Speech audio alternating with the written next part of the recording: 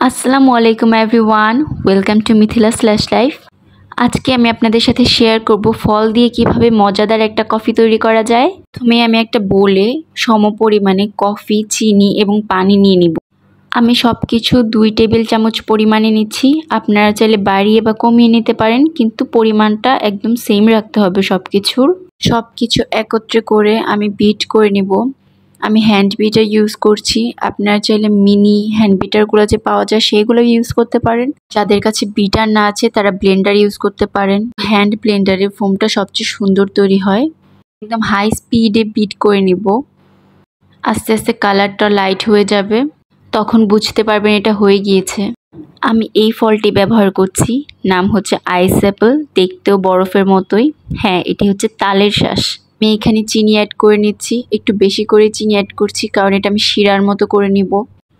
এই আইডিয়াটা আমার মাথায় কিভাবে আসলো এখন তা শেয়ার করি।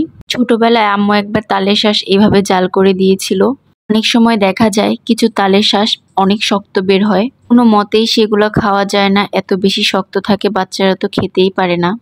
তাই আম্মু এরকম করে চিনি দিয়ে একবার শিরা করে জাল করেছিলেন। এটা যখন জাল দেওয়া হয় সুন্দর একটি ঘ্রাণ বের হয় আর একদম নরম হয়ে যায়। তালের শ্বাস কোনোদিন শক্ত বের হয়, আপনারাও কিন্তু এইভাবে করে দেখতে পারেন। এটা শুধু শুধু খেতেই অনেক বেশি মজা, কোনো কিছু ছাড়াই খাওয়া যায়, অনেক বেশি ভালো লাগে আমার কাছে কেন মনে হচ্ছিল কফিতে অ্যাড করলে এটা খেতে খুবই ভালো লাগবে, একদম বাবল ড্রিঙ্কসের মতো।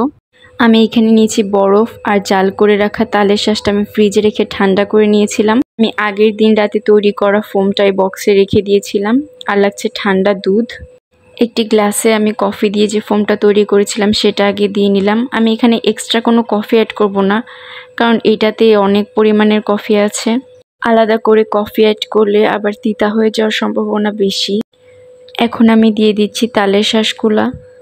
আমি একটু বেশি পরিমাণে দিচ্ছি, আপনারা চাইলে কমিয়ে বাড়িয়ে আপনাদের ইচ্ছা মতো দিতে পারেন।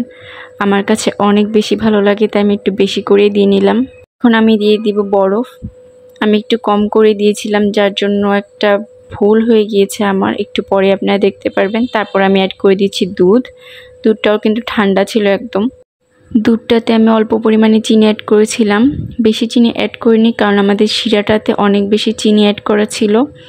যখন আমি তালের শ্বাসগুলো দিয়েছি সাথে কিন্তু শিরাও দিয়েছিলাম। এখন আমি একটু বরফগুলো বাড়িয়ে দিচ্ছিলাম আমার বেয়ার শেপের বরফটা বসানোর জন্য, কিন্তু কোনো মতোই পারছিলাম না, কারণ এটা বসাতে মনে হয় আমার আরও বেশি বরফের দরকার ছিল। আমি বেশি বরফ নিইনি আনফর্চুনেটলি। আমার বেয়ারটা একদম ভিতরে ডুবে গেল, আমি খুবই কষ্ট পেয়েছিলাম।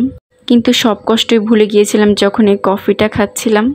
সত্যি কফিটা অনেক বেশি ইয়াম্মি ছিল। নেটফ্লিক্স দেখছিলাম আর আমার কফিটা এনজয় করছিলাম। আপনারা সিজন থাকতে থাকতে অবশ্যই একবার ট্রাই করবেন আর আমাকে অবশ্যই জানাবেন খেতে কেমন হয়েছে। আল্লাহ হাফিজ।